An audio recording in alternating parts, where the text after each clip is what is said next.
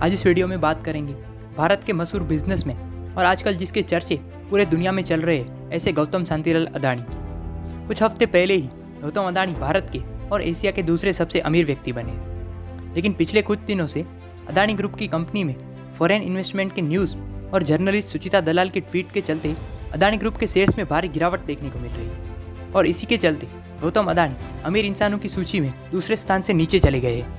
तो चलिए जानते हैं इनके जीवन का पूरा सफ़र। गौतम अडानी का जन्म 24 जून 1962 को गुजरात के अहमदाबाद की एक मिडिल क्लास फैमिली में हुआ था। उनके पिता गुजरात में ही कपड़े का व्यापार करते थे। अपनी स्कूली शिक्षा पूरी करने के बाद उन्होंने गुजरात यूनिवर्सिटी में एडमिशन लिया, लेकिन उनको पढ़ाई में बिल्कुल इंटरेस्ट नहीं था। ये उन्हें समय की बर्बादी लगता था। उनका इंटरेस्ट बाकी गुजरातियों की तरह बिजनेस करने में था और कॉलेज के दूसरे साल में ही वो पढ़ाई छोड़ के बिजनेस सीखने के लिए मुंबई चले गए। मुंबई जाकर वो महिंद्रा ब्रदर्स नाम के डायमंड फर्म में काम करना शुरू कर दिया और लगभग 3 साल बाद काम सीखकर उन्होंने मुंबई के जवेरी बाजार में अपना खुद का डायमंड ब्रोकरेज शॉप खोला। ये उनका पहला बिजनेस था और बिजनेस में अपनी काबिलियत से उनका पहला बिजनेस ही सक्सेसफुल रहा और वहाँ से उन्होंने बहुत सारा पैसा कमाया। लेकिन फिर 1981 में गौतम अडानी के बड़े भाई मनसुख भाई अडानी ने अहमदाबाद में एक प्लास्टिक यूनिट को खरीद लिया और इस बिजनेस में हेल्प के लिए उन्होंने गौतम अडानी को अपने पास वापस बुला लिया।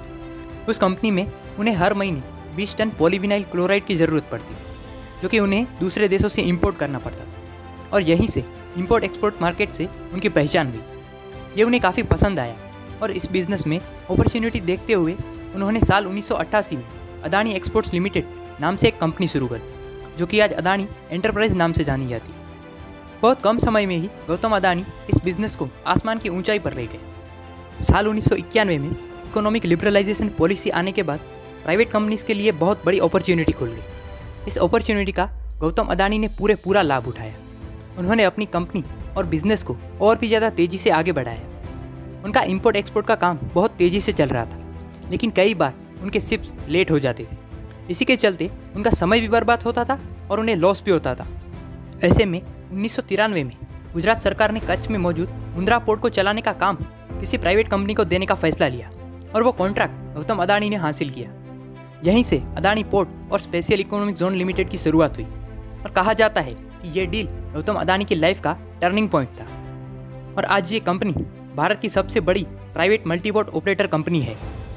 लेकिन अब समस्या ये थी कि गौतम अडानी अपने इंपोर्ट एक्सपोर्ट के बिजनेस के लिए दूसरों के शिप्स यूज़ करते थे, जो कई बार लेट हो जाते थे। इस समस्या का समाधान करने के लिए उन्होंने शिप्स खरीदना शुरू कर दिया और इस तरह उन्होंने अपने बिजनेस में आ रही प्रॉब्लम्स को अपॉर्चुनिटी बनाकर उसी से अपने बिजनेस को आगे बढ़ाया। साल 1996 में उन्होंने पावर बिजनेस में एंट्री ली और यहाँ भी उन्हें काफ़ी मुश्किलों का सामना करना पड़ा, जैसे कि कोयले की कमी और उसकी सप्लाई।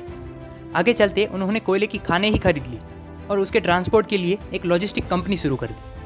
अगर गौतम अडानी के नज़रिए से देखा जाए तो बिजनेस में आने वाली मुश्किल एक बिजनेस अपॉर्चुनिटी है। आज अडानी ग्रुप की कुल 6 companies Adani ports and special economic zone limited, Adani power, Adani enterprise, Adani transmission, Adani green energy और अडानी गैस, ये 6 कंपनी स्टॉक एक्सचेंज पर लिस्टेड है। साथ ही कुछ अनलिस्टेड कंपनीज भी है, जैसे कि अडानी विल्मार।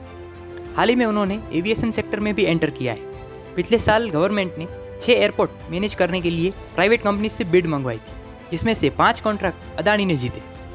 आज की तारीख में देखा जाए तो अडानी ग्रुप इंडिया का सबसे बड़ा कोल इंपोर्टर है, सबसे बड़ा पोर्ट ऑपरेटर है और सबसे बड़ा थर्मल पावर प्रोड्यूसर है।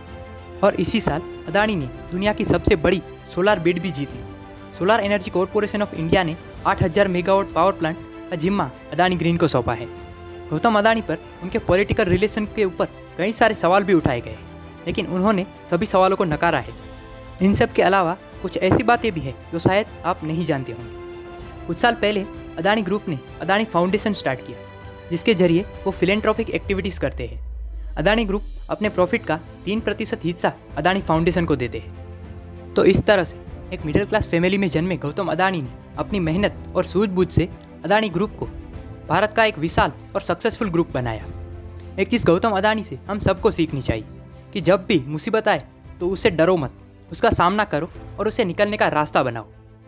वीडियो को अंत तक देखने के लिए धन्यवाद। अगर ये वीडियो अच्छा लगा हो तो इस वीडियो को लाइक करके शेयर कर देना और हमारे इस चैनल को सब्सक्राइब कर देना। जय हिंद।